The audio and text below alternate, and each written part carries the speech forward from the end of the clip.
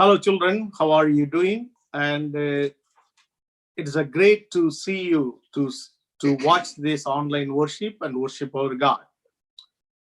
Today, I would like to talk about something very important to you and to me. Coming Wednesday, that means November 11th, is a very special day to our country and to every part of this world. Do you know why it is very special? Okay, I would like to tell you. It is called Veterans Day. Some countries they call Remembrance Day.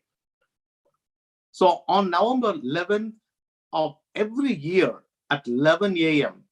around the world, the people remember those who sacrificed their lives for the safety and security of the world, particularly veterans.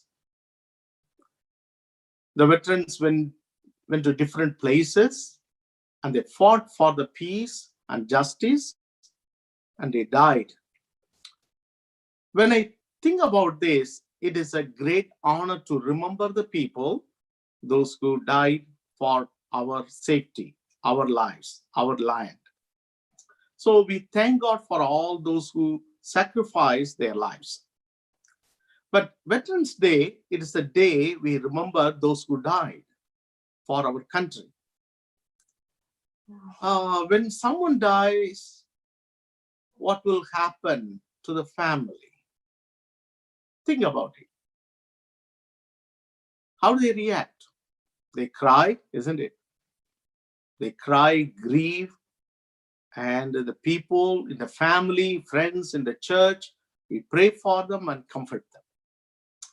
But as the church, as God's people, the Bible says someone dies, they are sleeping or resting in the Lord. Why do we say that? Because death is not the end of life. When someone who loves God and dies, they will rest in the Lord. So they live there with God.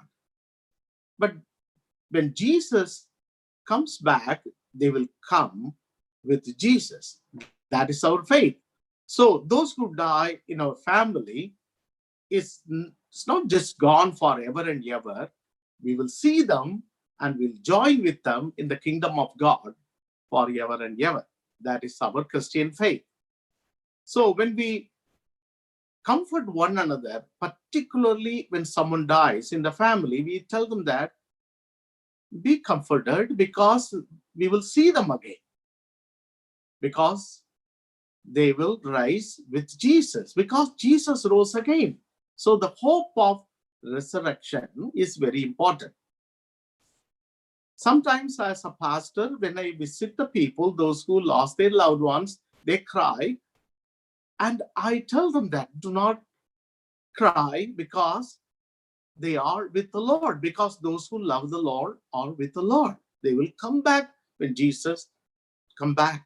We will join with them and live in the kingdom of God forever and ever. That is our faith. So if you find someone lost their loved ones, tell them that about our faith, because we believe that those who die in the Lord rest and live with the Lord forever and ever. So the Bible again tells us that let us comfort one another with his words. For the last 5 or 6 months, many of our church members, they lost their loved ones. Some of them lost their mothers, fathers. It is sad. It is really sad. Some of them, they lost their grandma and uncle. It is really sad. But we comfort one another with the word that they are with the Lord. That is the way God wants us to comfort to one another. So do not worry about death, because death is the place, is the experience God has given to us to be with the Lord. So we are living here. Those who die, they are with the Lord and living with the Lord. We will meet them again. Okay? So now we are going to talk about Jesus' second coming with the entire church. Listen, open your Bible to 1 Thessalonians chapter 4 verses 30 to 18. கிறிஸ்துவுக்குள் பிரியமானவர்களே, இந்த வேளையில உங்களுடைய வேத புத்தகத்தை திறந்து வைத்துக் கொள்ளுங்கள். நான் உங்களுக்கு அன்பாக கேட்டுக்கொள்வது, பிரசங்கத்தை கேட்கும் போதெல்லாம் உங்கள் வேத புத்தகத்தை திறந்து வைத்துக் கொள்ளுங்கள். உங்களுக்கு ஒரு நோட்டு புத்தகம் இருக்கும் என்றால் மிகவும் நல்லது. ஆண்டவர் உங்களுக்கு சொல்லுகிறதை எழுதி வைத்துக் கொள்ளுங்கள். ஏனென்றால் ஆண்டவர் செய்தியை சொல்லும் பொழுது சில காரியங்களை உங்களுக்கு வெளிப்படுத்துவார். நீங்கள் அதை எழுதி வைத்துக் கொள்ளும்படியாக நான் விரும்புகிறேன். ஏனென்றால் நாம் சீக்கிரத்திலே எளிமையாக மறந்து விடுவோம். ஆகையால் உடனடியாக எழுதி வைத்துக் கொள்வது மிகவும் நல்லது.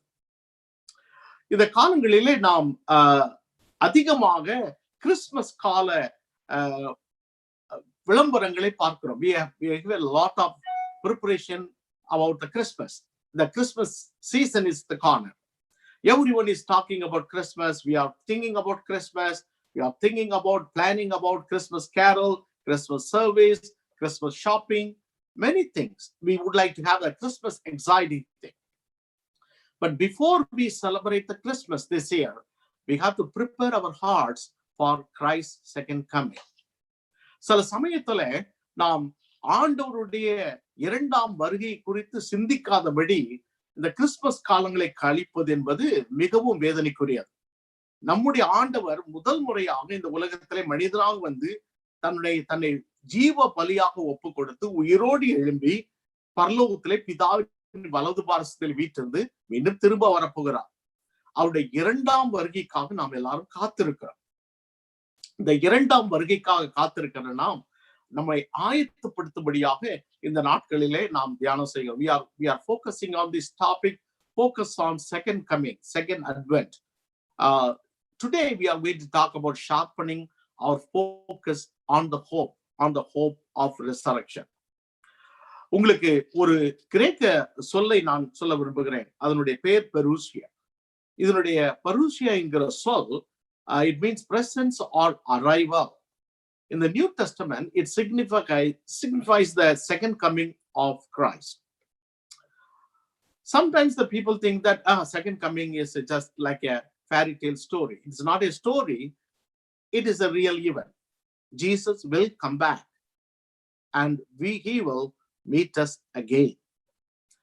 The parousia is a word connected with the new year or completion of history. So when Jesus would come back, when Jesus parousia comes back, then the whole history will be completed. The kingdom of God will be completed. That is the very important teaching of the scriptures. இந்த நாளிலே 1 தெசலோனிக்கேயர் 4ஆம் அதிகாரத்தை தியானம் செய்ய இருக்கிறோம். Thessalonica திருச்சபை பவுல் அப்போஸ்தலன், சீலா, தீமோத்தேயு ஆகிய மூவரும் ஏற்படுத்தின ஸ்தாபித்த ஒரு திருச்சபை. பவுலும் சீலாவும் தீமோத்தேயும் இந்த தெசலோனிக்கா பட்டணத்திலே 3 வாரங்கள் தங்கியிருந்தார்கள். அந்த 3 வாரங்களிலே அவர்கள் ஒரு சபையை ஸ்தாபித்து விட்டார்கள். அந்த சபையை ஸ்தாபித்த பின்பு அவர்களுக்கு ஏராளமான உபத்திரவம், பாடுகள், பிரச்சனைகள். ஆகையால் அவர்கள் அந்த பட்டணத்தை விட்டு நீங்கக்கூடிய ஒரு சூழ்நிலை வந்தது. ஆனால் சபையார் உறுதியாக விசுவாசத்திலே தரித்திருந்தார்கள். அவர்கள் பட்டணத்தை விட்டு நீங்கின பின்பு பவுல் அப்போஸ்தலன் தீமோத்தேயுவை மீண்டும் தெசலோனிக்கா பட்டணத்துக்கு அனுப்பி அங்குள்ள விசுவாசிகள் எல்லாரும் எப்படி இருக்கிறார்கள் என்று பார்த்து வரும்படி அனுப்புகிறார். அப்படி அனுப்பின பொழுது தீமோத்தேயு எல்லாவற்றையும் கண்டு மீண்டும் பவுலை பார்த்து விவரங்களை சொல்லுகிறார். அந்த விவரங்களை கேட்ட பின்பு பவுல் எழுதின முதலாவது கடிதம் இது.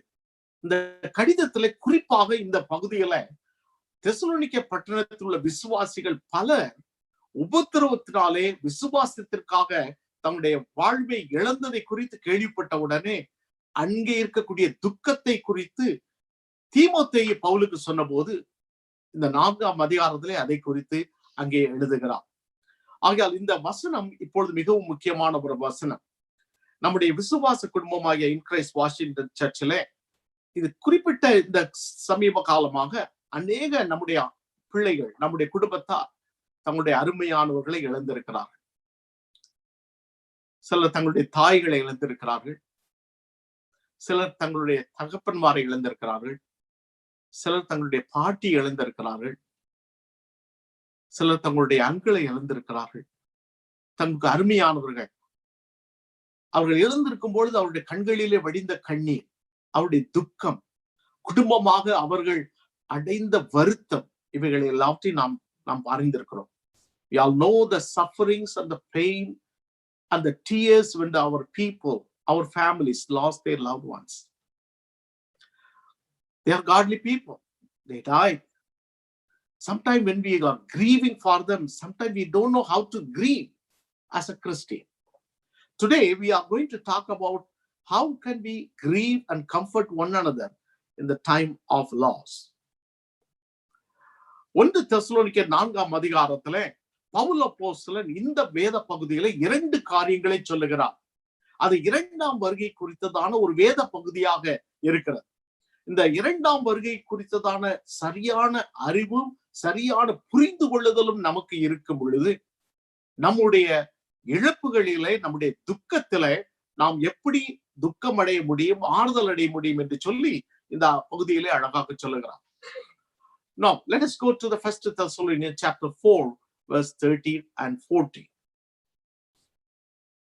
அந்தியும் சகோதரரே, நித்திரை அடைந்தவள் நிமித்தம் நீங்கள் நம்பிக்கையற்றவளான மற்றவளைப் போல துக்கித்து அறிவில்லாதிருக்க எனக்கு மனதில்லை. இயேசுவானவர் மரித்த பின்பு எழுந்தார் என்று விசுவாசிக்கிறோமே, அப்படியே இயேசுவுக்குள் நித்திரை அடைந்தவர்களையும் தேவன் அவரோடு கூட கொண்டு வருவார்.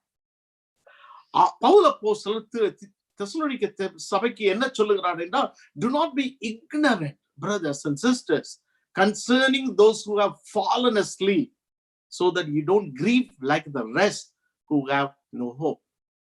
So, for if you believe that Jesus died and rose again, even so God will bring with him those who have fallen asleep in Jesus. நமக்கு அருமையானவர்கள், நமக்கு நம்முடைய உள்ளத்திற்கு எளிமையானவர்கள், நம்முடைய குடும்பத்தார், நம்முடைய விசுவாச குடும்பத்தார் யாராவது மரித்த பொழுது நாம் துக்கப்படுகிறோம். அது இயல்பு, மனிதனுடைய இயல்பு. ஆனால் இந்த உலகத்துல நம்பிக்கை இல்லாதவர்கள் படுகிற துக்கத்தை விட நம்முடைய துக்கம் வித்தியாசமானது. நம்ம எப்படி ஆறுதல் படுத்தப்படுகிறோம்? நம்முடைய அன்பானவர்கள் இழக்கும் பொழுது நாம் அடைகிற இந்த துக்கம், நாம் அடைகிற அந்த ஆறுதல் எப்படி இருக்கும் என்றால், அது இந்த உலகத்தில் உள்ள துக்கத்தை விட, ஆறுதலை விட வித்தியாசமானது என்று சொல்லுகிறார். இங்கே சொல்லுங்கள், பவுல் அப்போஸ்தலன் தீமோத்தேயு வந்து சொன்ன உடனே, அநேகர் பாடுகளின் நிமித்தமாக, விசுவாசத்தின் நிமித்தமாக அவர்கள் கொல்லப்பட்டதையும், அவர்கள் மரணம் அடைந்ததையும், அவர்கள் இறந்து போனதையும் அவர்கள் சொன்ன போது பவுல் அப்போஸ்தலன் உள்ளம் நொறுங்குகிறது. அங்கே தீமோத்தேயு சொல்லுகிறார், அங்கே எல்லாரும், சபையில் உள்ள எல்லாரும் தங்களுக்கு அருமையானவர்கள் இழந்ததினாலே அவர்கள் கண்ணீரோடு அவர்கள் தினந்தோறும் தங்களுடைய காலத்தை கழிக்கிறார்கள் என்ற செய்தியை பவுல் அப்போஸ்தலனுக்கு சொன்ன போது பவுல் அப்போஸ்தலன் இந்த கடிதத்தை எழுதுகிறார்.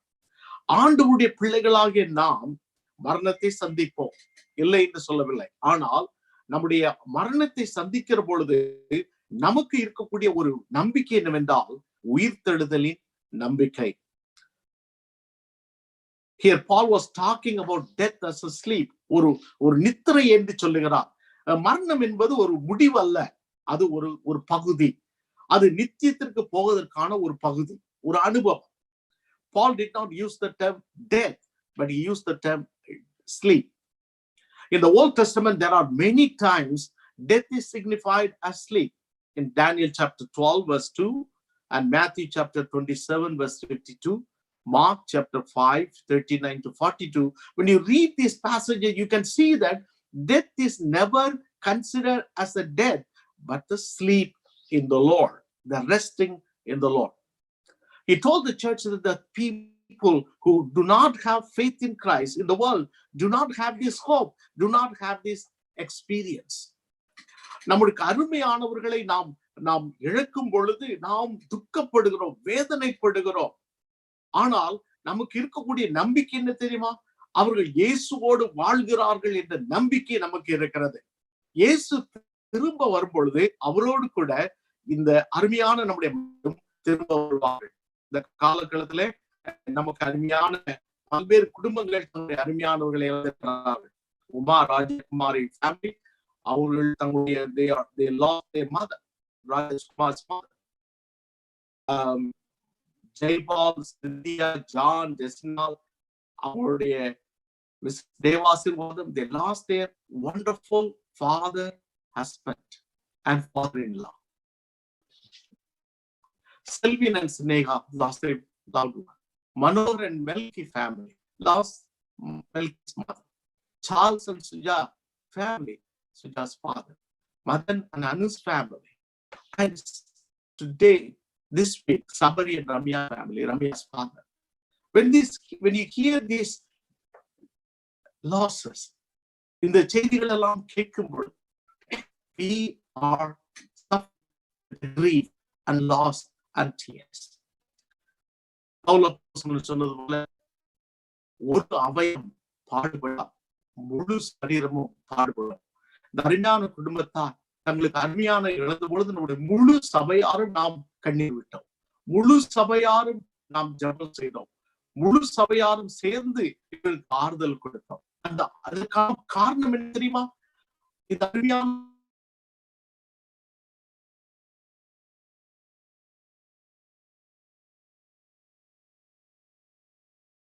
பவுல் அப்போஸ்தலர் 2 கொரிந்தியர் 5ஆம் அதிகாரம் 5வது வசனம் முதல் 7வது வசனம் சொல்லுகிறார். இதற்கு நம்மை ஆயத்தப்படுத்துகிற தேவனே, ஆவி என்னும் அச்சாரத்தை நமக்கு தந்தவரும் அவரே. நாம் தரிசித்து நடவாமல் விசுவாசித்து நடக்கிறோம். இந்த தேகத்தில் குடியிருக்கையில் கர்த்தரிடத்தில் குடியில்லாதவர்களுக்கும் என்று அறிந்தும் எப்பொழுதும் தைரியமாயிருக்கிறோம்.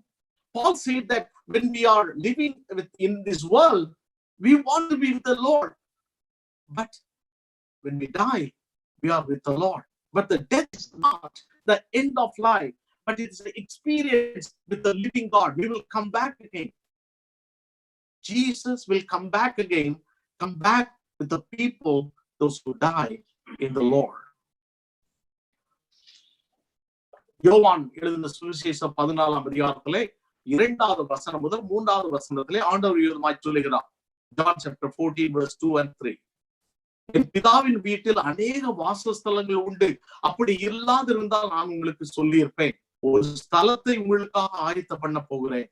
நான் போய் உங்களுக்காக ஸ்தலத்தை ஆயத்த பண்ணின பின்பு நான் இருக்கிற இடத்தில் நீங்கள் இருக்கும்படி நான் மறுபடியும் வந்து உங்களை என்னிடத்தில் சேர்த்துக் கொள்வேன் என்று சொல்லுகிறார். ஆண்டவர் சொல்லுகிறார், நாம் இறக்கும் பொழுது, நாம் இந்த உலகத்தை விட்டு கடந்து போடும் பொழுது நமக்கு உத்தரத்திலே நிச்சயத்தை தேவன் நமக்கு கொடுத்திருக்கிறார். பரலோக ராஜ்யம் 2ஆம் வருகை என்பது உண்மையான காரியம். அது ஒரு it's not a fairy tale. It is not just the words of comfort. No, it is real. So God wants us to sharpen our focus on the hope of resurrection. அருமையான சகோதரனே, சகோதரியே, இந்த நாளிலே உங்களுடைய வாழ்க்கையிலே ஆண்டவர் சொல்லுகிறார், உனக்கு அருமையானவர்கள் இழந்திருக்க கவலைப்படாது. அவர்கள் இயேசுவோடு கூட இளைப்பாறி கொண்டிருக்கிறார்கள். இயேசு திரும்ப வரும்பொழுது அவர்கள் அவரோடு கூட அவர் சேர்ந்து வரப்போகிறார்கள். இந்த விசுவாசத்தை ஆண்டவர் நமக்கு வாக்கு பண்ணி இருக்கிறார். நம்முடைய ஆண்டவர் ஒன்றும் இறந்து போனார், கடந்து போன ஆண்டவர் அல்ல. Our Lord is not a dead God, he is a living God. Sometimes people misunderstand. Our God is a living God. Those who die will live with him forever and ever. Turn your Bible to Acts chapter 9, verses 4 to 6. அப்போஸ்தலர் 9ஆம் அதிகாரத்திலே நமக்கு நன்றாக தெரியும், சவுல் எல்லா விதமான அதிகாரத்தை பெற்று கிறிஸ்தவர்களை துன்பப்படுத்தபடி தமஸ்குக்கு போகிறார். போகிற வழியில ஆண்டவர் அவரை சந்திக்கிறார்.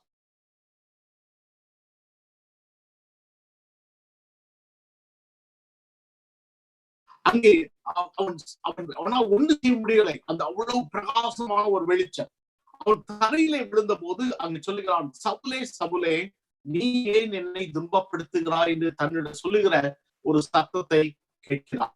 அதற்கு அவன், ஆண்டவரே நீர் யார் என்று கேட்கிறான். அதற்கு கர்த்தர், நீ துன்பப்படுத்துகிற இயேசு நானே, முள்ளில் உதைக்கிறது உனக்கு கடினமாம் என்றார். அவன் நடுங்கி திகைத்து, ஆண்டவரே நான் என்ன செய்ய சித்தமாயிருக்கிறேன் என்று சொல்லி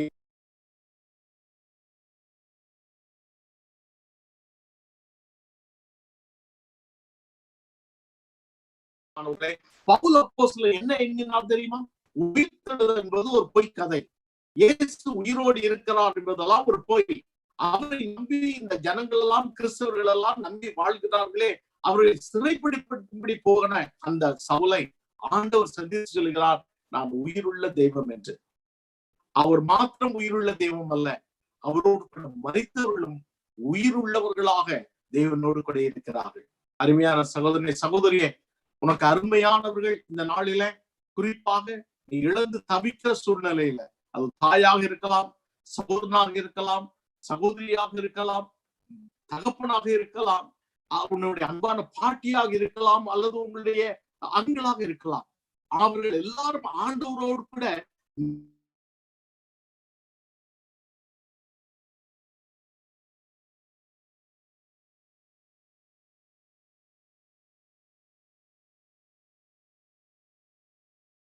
one beautiful experience. In May 2008, we have heard this very bad news about a singer and songwriter, Steve Curtis Chapman's family's disaster.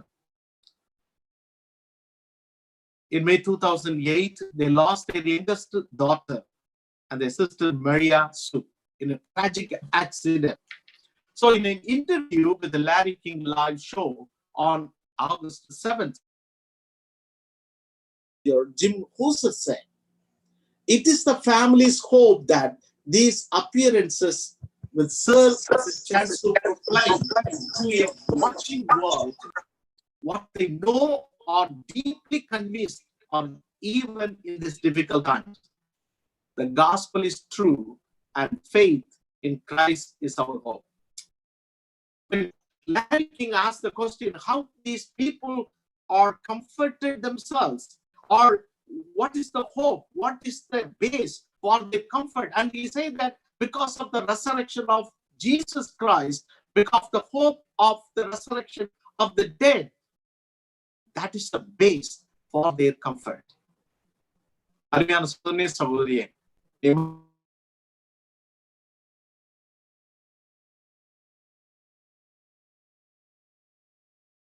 அவர்கள் ஆண்டவரோடு கூட இருக்கிறார்கள்.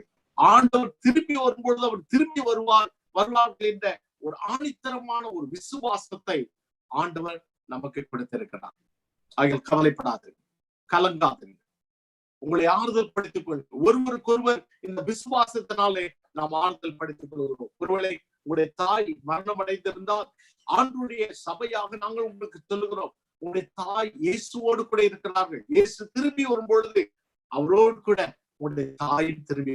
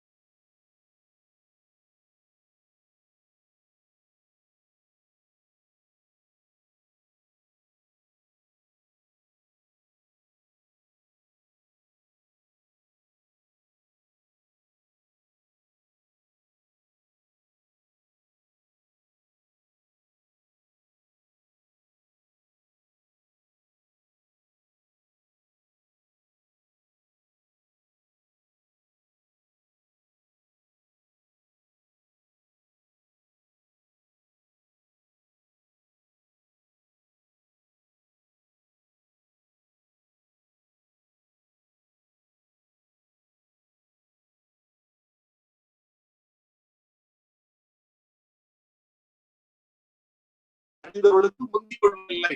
ஏனெனில் கர்த்தர் தாமே ஆரவாரத்தோடும் பிரதான தூதருடைய சத்தத்தோடும் தேவ எக்காலத்தோடும் வானத்திலிருந்து இறங்கி வருவார்.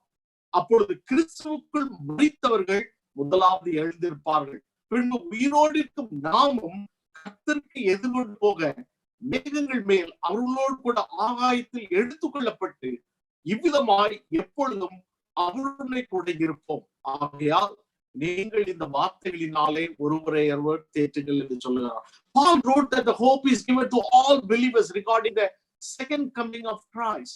The hope is that all who are fallen asleep in Christ will rise first.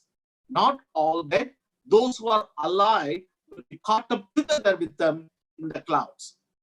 He said that those who die in the Lord will be raised and come with the Lord, and those who are living in the world to meet the Lord in the air with those who are with the Lord. ஆண்டவருடைய பிள்ளைகளாக உயிரோடித்து வாழ்ந்து கொண்டிருக்கிற நமக்கு நமக்கு கிடைக்கக்கூடிய ஒரு விசுவாசம் என்ன தெரியுமா? ஆண்டவர் வரும்போது அவருக்குள் மரித்தவர்கள் அவரோடு கூட உயிரோடு எழுந்தி திரும்ப வரும் பொழுது, உயிர்த்தவர்கள் ஆண்டவரோடு திரும்ப வரும் பொழுது, உயிரோடு இருக்கிற நாமும் ஆண்டவரை அவரோடு கூட வருகிறவரோடு சேர்ந்து நாம் அந்த பயணிக்கிறோம். என்ன அழகான ஒரு விசுவாசம் பாருங்க.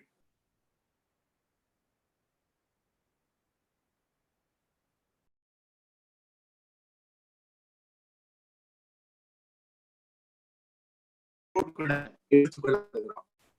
அவர்கள் மரித்தவர்கள் அவரோடு கூட வருகிறார்கள், நாம் அவரோடு கூட சேர்ந்து கொள்கிறோம். சேர்ந்து நித்திய காலமாக தேவ ராஜ்யத்திலே வாழப்போகிறோம். இதுதான் வேதம் நமக்கு கற்றுக் கொடுக்கக்கூடிய விசுவாசம். We hope of meeting the Lord when we are alive or dead, to meet the Lord when He comes back. This is a great privilege for us. It is a great comfort for us. So we comfort one another with His words. அப்போஸ்தலர் 3 அதிகாரத்தை பிலிப்பியர் 3ஆம் அதிகாரத்துல 20ஆம் 21ஆம் வசனத்தை நான் வாசிக்கிறேன். பவுல் அப்போஸ்தலனாக சொல்கிறார், நம்முடைய பரலோகத்தில் இருக்கிற கர்த்தராகிய இயேசு கிறிஸ்துவின் இரட்சகரை எதிர்பார்த்து கொண்டிருக்கிறோம். அவர் எல்லாவற்றையும் நமக்கு கீழ்ப்பிடித்துக் கொள்ளத்தக்கதாக தம்முடைய வல்லமையான செயலின்படியே நம்முடைய அற்பமான சரீரத்தை தம்முடைய மகிமையான சரீரமாக ஒப்பாக மறுரூபப்படுத்துவார். When Christ will come back, our whole body will be transformed into His likeness, and we join with the people, those who die in the Lord. So those who are died in the Lord, those who are alive, we join together with the Lord, and we will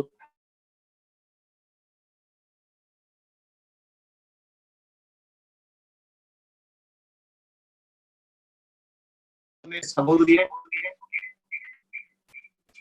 நம்முடைய வாழ்க்கையிலே நாம் அனுபவிக்க வேண்டிய மிக முக்கியமான ஒரு விசுவாசம் இது. ஆண்டவர் நம்மிடத்தில் என்ன சொல்கிறார்? இறந்தவர்கள் மட்டுமல்ல, உயிரோடு இருக்கிற நீங்களும் இயேசுவின் இரண்டாம் வருகையில அவரோடு கூட இணைந்து வாழும்படியாக ஆண்டவர் செய்கிறார். இந்த விசுவாசம் நமக்கு தேவை. ஆண்டவருடைய நாளை வருகிற யாரும் நாம் அறிந்து கொள்ள முடியவில்லை. அவர் இன்றைக்கு வரலாம், நாளைக்கு வரலாம், என்னையா வேளையிலே வரலாம். ஆனால் எந்த வேளையில வந்தாலும் அவரோடு கூட மரித்தவர்கள் முதலாவது எழுந்திருந்து அவரோடு கூட வருவார்கள்.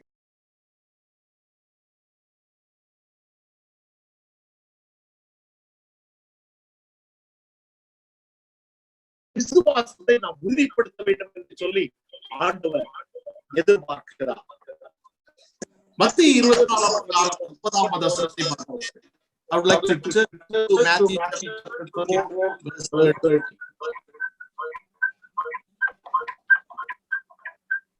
அப்பொழுது மனுஷகுமாரனுடைய அடையாளம் காணப்படும். அப்பொழுது மனுஷகுமாரன் வல்லமையோடும் மிகுந்த மகிமையோடும் வானத்தின் மேகங்கள் வருவதை பூமியில் உள்ள சகல கோத்திரத்தாரும் கண்டு புலம்புவார்கள். என்ன ஒண்ணு வித்தியாசம் பாருங்க. ஆண்டவருடைய பிள்ளைகளாகிய நாம் ஆண்டவர் வரும்போது சந்தோஷத்தோடு ஆண்டவரிடத்துல நாம் சேரப்போகிறோம்.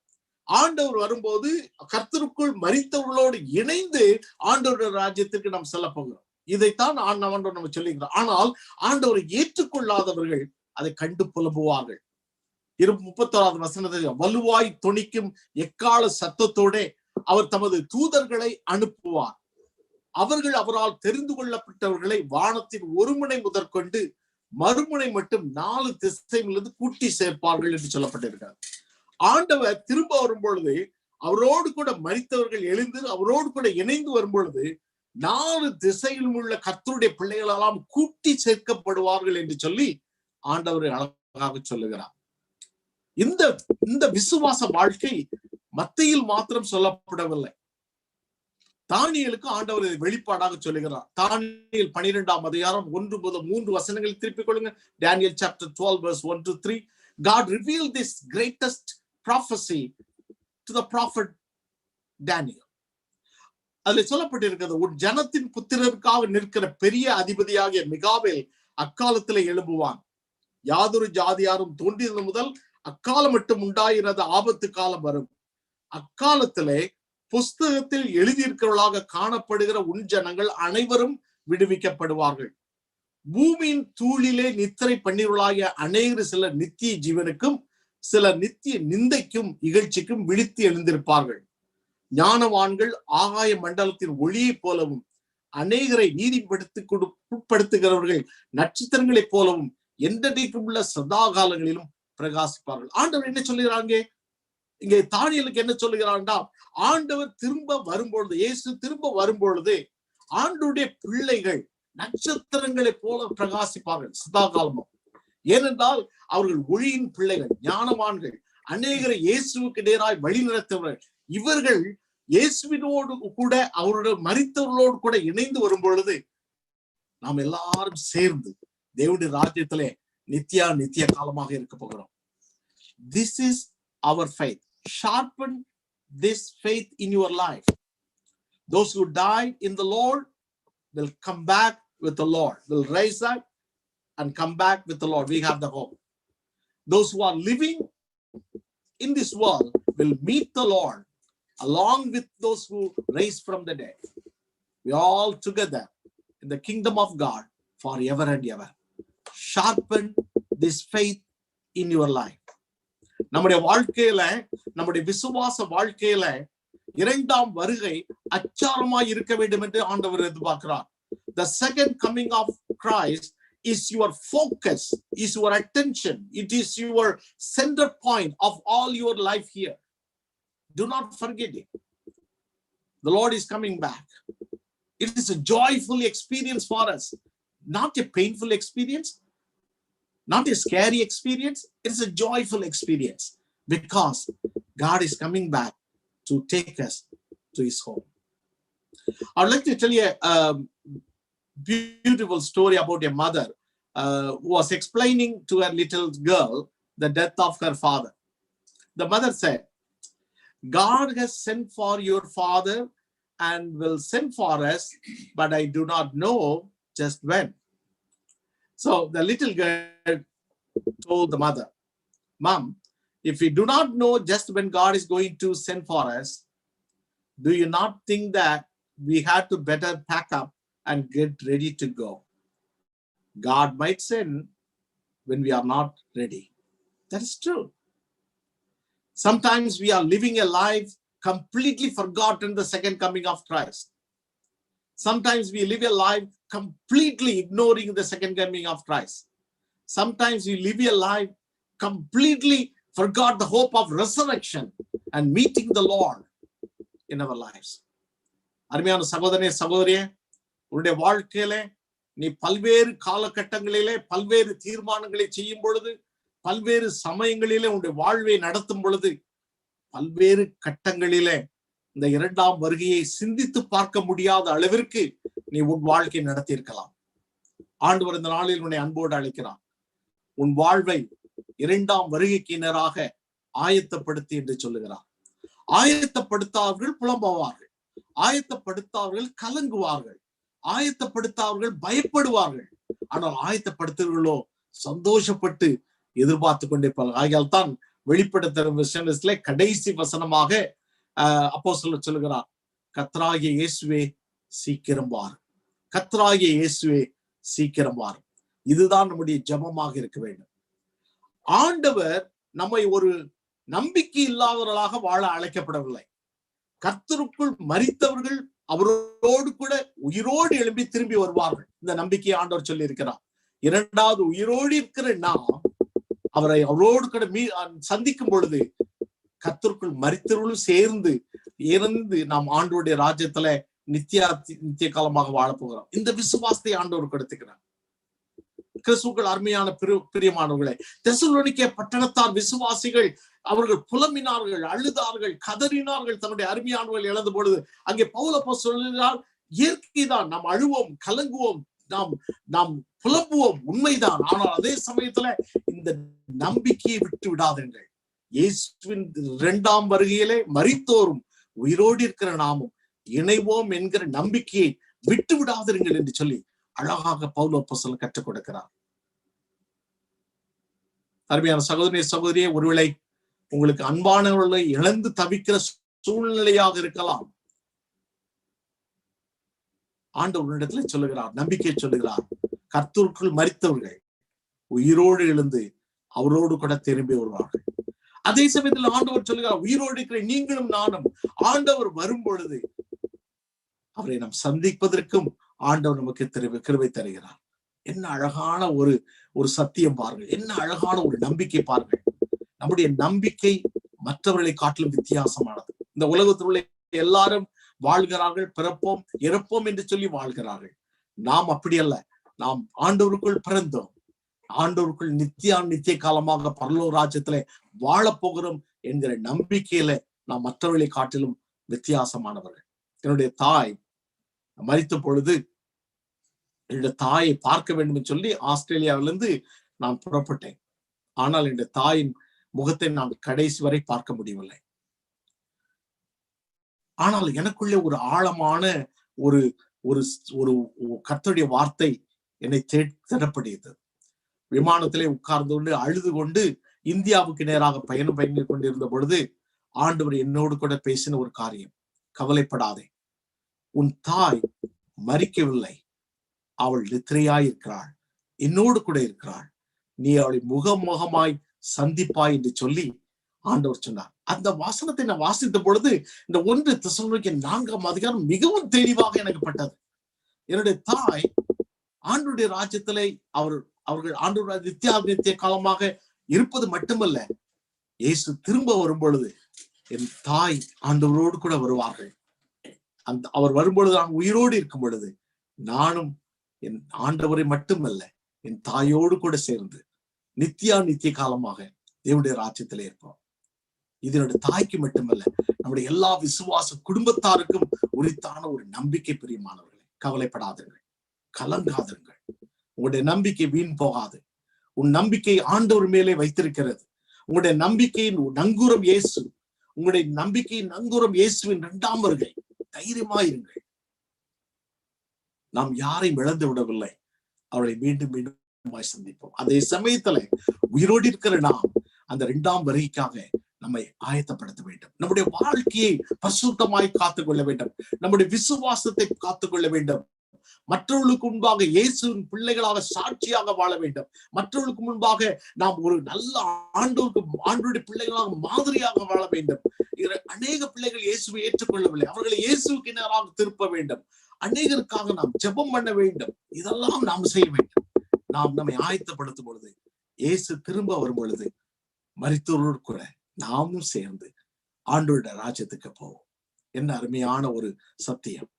இந்த சத்தியத்திலே நாம் வேரூன்றி நிலைத்திருக்கத்தக்கதாக நாம் பிரார்த்தனை செய்வோமா? எல்லாரும் கண்களை மூடி பிரார்த்தனை செய்வோம். ஹல்லேலூயா. உம்மை ஸ்தோத்திரிக்கிறோம் ஆண்டவரே, உம்மை துதிக்கிறோம், உம்மை ஸ்தோத்திரிக்கிறோம் சுவாமி. ஆண்டவரே, இந்த நாளிலே நீர் எங்களோடு கூட பேசினதற்காக நன்றி செலுத்துகிறோம். எங்களுடைய விசுவாச குடும்பத்துல, எங்களுடைய குடும்பங்களிலே, பல்வேறு சமயங்களிலே எங்களுக்கு அருமையானவர்களை நாங்கள் இழந்திருக்கிறோம். எங்களுக்கு அருமையானவர்களை நாங்கள் இழக்கும் பொழுது எங்களுடைய உள்ளம் நொறுங்கி இருக்கிறது. ஆண்டவரே, நாங்கள் நொறுங்கி போயிருக்கிறோம், கண்ணீர் வெடித்திருக்கிறோம், புலம்பி இருக்கிறோம். ஆண்டவரே, எங்களுக்கு ஆறுதல் படுத்த எங்களாலே முடியவில்லை சுவாமி. ஆனால் இந்த நாளிலே உடைய வார்த்தையின் மூலமா எங்களை ஆறுதல் படுத்தினதற்காக நன்றி செலுத்துகிறோம். கர்த்தருக்குள் மரித்தவர்கள் உம்மோடு கூட இருக்கிறார்கள் என்கிற சத்தியத்தோடு மட்டுமல்ல ஆண்டவரே, நீ திரும்ப வரும் பொழுது அவர்கள் எழுந்திருந்து உம்மோடு கூட சேர்ந்து வருகிறார்கள் என்ற செய்தியை நாங்கள் கேள்விப்படும் போது ஆண்டவரே மிகுந்த ஆறுதலாக இருக்கிறது. திருச்சபையாகிய நாங்கள் மற்றவர்கள் தங்களுக்கு அன்பானவர்கள் இழக்கும் பொழுது அவளுக்கு இந்த ஆறுதலை கொடுக்க எங்கள் கிருபை தரும்படியாக நாங்கள் ஜெபம் செய்கிறோம். கர்த்தாவே, இந்த காலங்கள் எவ்வளவு பொல்லாததா இருக்கிறது உமக்கு நன்றாக தெரியும். நோவா காலத்தில் நடந்தது போல மனுஷகுமாரன் வரும் காலத்தில் நடக்கும் என்று சொன்னீரே, அது போல நடக்கிறார். அவர்கள் பெண் கொண்டும் பெண் கொடுத்தும் அவருடைய வாழ்வை தங்களுடைய இஷ்டப்படி வாழ்கிற ஒரு வாழ்க்கையாக நோவா காலத்திலே நடந்தது போல எங்களை சுற்றிலும் இந்த வாழ்க்கை, இந்த உலகம் நடந்து கொண்டிருக்கிறது. கர்த்தாவே, அநேகர் உம்மை ஏற்றுக்கொள்ளவில்லை, அநேகர் உம்மை புறக்கணிக்கிறார்கள். இயேசுவின் வருகை குறித்து அநேகர் கேள்வி கேட்கிறார்கள், கேலி பண்ணுகிறார்கள். இந்த சூழ்நிலையிலே ஆண்டவரே, உம்முடைய வருகைக்காக எங்களை ஆயத்தப்படுத்தும்படியாக நாங்கள் ஜெபம் செய்கிறோம். எங்களுடைய வாழ்வை சரி பண்ணும், எங்களுடைய சிந்தனைகளை சரி பண்ணும், எங்களுடைய பழக்க வழக்கங்களை சரி பண்ணும், எங்களுடைய தீர்மானங்களை சரி பண்ணும், எங்களுடைய குடும்பங்களை சரி பண்ணும், எங்களுடைய திருச்சபை முழுமையும் ஆண்டவரே உமக்கு நேராய் தங்களை ஆயத்தப்படுத்துகிற புத்தி உள்ள மனவாட்டியாய் இருக்கும்படியாக நாங்கள் ஜெபிக்கிறோம். ஆண்டவரே, உயிரோடு இருக்கிற நாங்கள் இந்த உலகத்திலே கர்த்தருடைய வருகைக்காக காத்திருக்கும் மக்களாய் வாழ்ந்து உம்மை மகிமைப்படுத்த கிருபை தரும்படியாக நாங்கள் ஜெபிக்கிறோம். Lord, we pray for all the people in our church's family, each and every, prepare them for your second coming, to join with you joyfully, with the dead who raised from the dead. Lord, we pray that you anoint each and every family. You prepare every heart in our church, Lord, for this greatest event in this world. You are coming back again. Help us to reorganize our life. Lord, rearrange our lives to prepare our lives for the second coming. Father God, we pray for all the families in our church and beyond. குறிப்பாக ஆண்டவரே, இந்த நாட்களிலே வேலைக்காக காத்திருக்கிற மக்களுக்காக நாங்கள் ஜெபம் செய்கிறோம். அவர்களுக்கு தேவையான நல்ல வேலைகளை நீ தரும்படியாக நாங்கள் ஜெபிக்கிறோம் ஆண்டவரே. அதுபோல சுவாமி, விசாவுக்காக, கிரீன் கார்டுக்காக காத்திருக்கிற மக்களுக்காக நாங்கள் ஜெபம் செய்கிறோம் சுவாமி. அவளுக்கு தேவையான எல்லா அனுகூலையும் தந்து இந்த தேசத்துல குடியிருந்து வாழ்ந்து உமக்காக வாழக்கூடிய ஒரு வாய்ப்புகளை ஆண்டவரே இந்த பிள்ளைகளுக்கு நீ கொடுக்கும்படியாக நான் ஜெபிக்கிறேன் சுவாமி. எந்த கலக்கமோ தயக்கமோ இவருடைய வாழ்க்கையில வந்து இவர்களை சேதப்படுத்தாதபடிக்கு கர்த்தருடைய நம்பிக்கை இவர்கள் உள்ளங்களிலே வேளமாக அன்று வேறுண்டுபடியாக நாங்கள் ஜெபிக்கிறோம் ஐயா, தாழ்த்துகிறோம் சுவாமி. Lord, we pray for all the people, those who are not well in these days. We pray for Mr. Kailasam, Brother Caleb, Mr. Sambasivarao, Mrs. Shanda Paul, Mrs. Pina Thomas, Mrs. Elizabeth Bakim. Lord, we pray for them, Lord. May your peace and your healing be upon your people. ஆண்டவரே, இந்த வேளையிலே சுவாமி, தங்களுக்கு அன்பானவர்களை இழந்த அருமையான விசுவாச குடும்பத்திற்காக நாங்கள் ஜெபிக்கிறோம் ஐயா.